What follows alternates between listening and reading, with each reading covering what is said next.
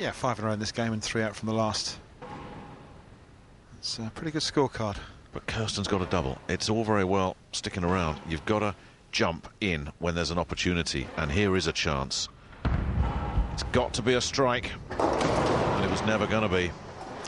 And that possibly could be the ball that loses this match for Kirsten. It's a weak shot, it's high through the headpin, and it hasn't broken anything up at all. She's inside her mark there. The ball's going to rotate early, and that's the 4, 6 and the 7. This is going to be an impossible split to pick up. Well, she gave it a go, but here's the deal. If she got a strike there, the deficit would have been 21 pins. Now it's 53 pins. That is what an open frame does to a scorecard.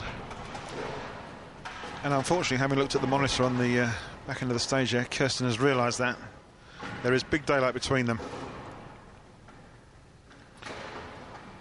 Mike could virtually just trot across the finish line from here. He's just got to avoid anything untoward, and a strike just gives him one hand on a place in the quarterfinals, and that might be it. Okay, possibly the match won. He's now sending out messages to the other players still in the tournament that hey, I might be the new boy, but I am a World Cup winner, so don't look at me as an easy makeover. Oh yeah, we know he's confident now. Just saying hello to Mum back at home. And Mum can be proud of what the boy's achieved, assuming he doesn't do anything silly here in the last few frames. Kirsten's just got to try and find a strike to stay alive, and just about tripped him out, didn't she? Yeah, just about got there. Almost I wouldn't say consolation strike, but it's a huge open frame, unfortunately, the last frame. It's cost us so much.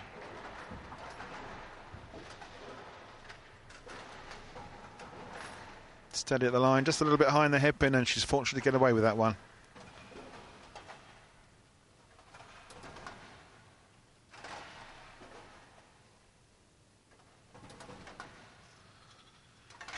Frame 8, Mike Schmidt working on a strike. He's just about there, isn't he? Very comfortably, 50+ pins ahead. Bang in the pocket again, a double just to seal the deal. Mike Schmidt, the World Cup champion, can start planning for a quarter-final matchup against either Britt Bronsted of Denmark or the American Chris Barnes. Yeah, that could be an interesting matchup. Either of those two opponents, couldn't they? He's pacing 278 here. If he strikes out, it's going to be the highest game of the tournament so far.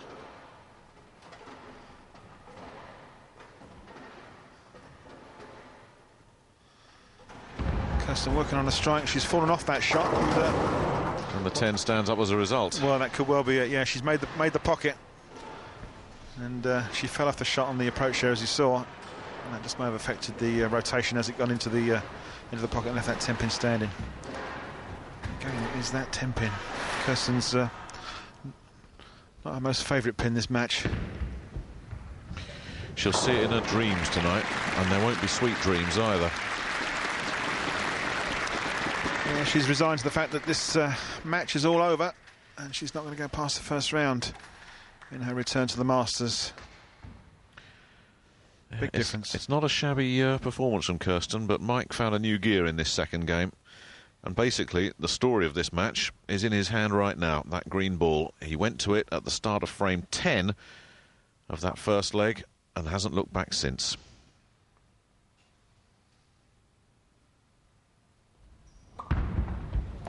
Foundation frame. Well, the 10 doesn't matter now. He can even smile at it. It's thumbed its nose at every player in this competition so far, that 10-pin. Yeah, it's a lot to do with the angle of the ball is going in behind the head pin into the 1-3 pocket.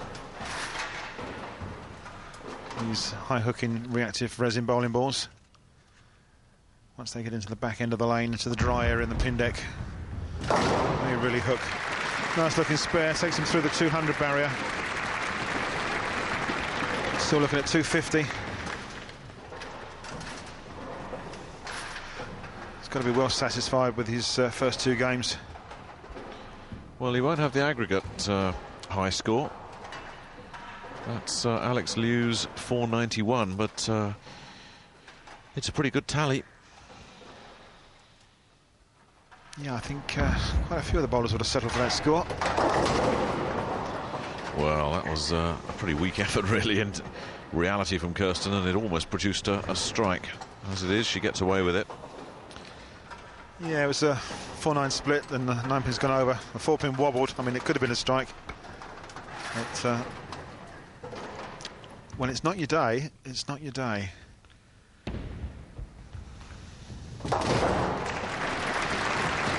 It means Kirsten can't crack 400, but I don't think Andy and Shirley can be too disappointed at their daughter's return to the big stage.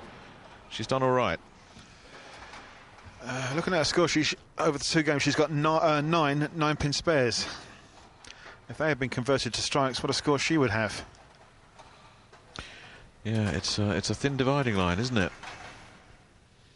Well, we can see how close it is to leaving that 10-pin in the corner off of apparently a good strike shot. Mike getting a lot of pin action there. A kick out the 10. And a high 5.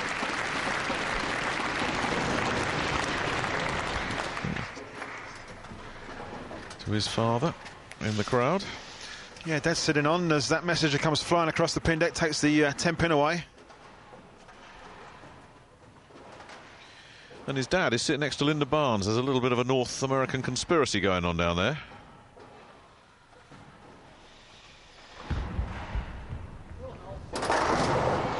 Well, Dad's going to be happy. Mike's going to be happy. Mum back in Canada, when she sees the tape, is going to be delighted.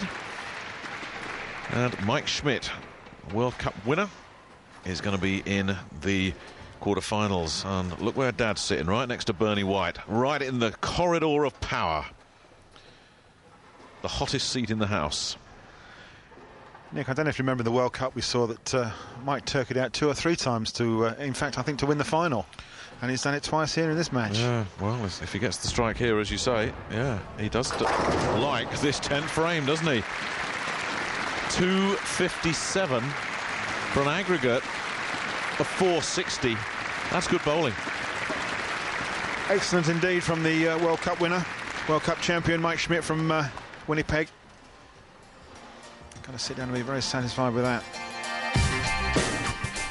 Michael Schmidt, a comfortable winner over Kirsten Penny. He will play the winner of our one remaining first-round match between Chris Barnes and Britt Bronsted. In the top half of the draw, defending champion Jens Nicol is through to the quarterfinals along with Guy Kaminski. Wim van der Veen of the Netherlands takes on England's Paul Moore. But for the moment, the story of the Masters is about World Cup winner Michael Schmidt through to the quarterfinals and on course for the World 10-Pin Masters title.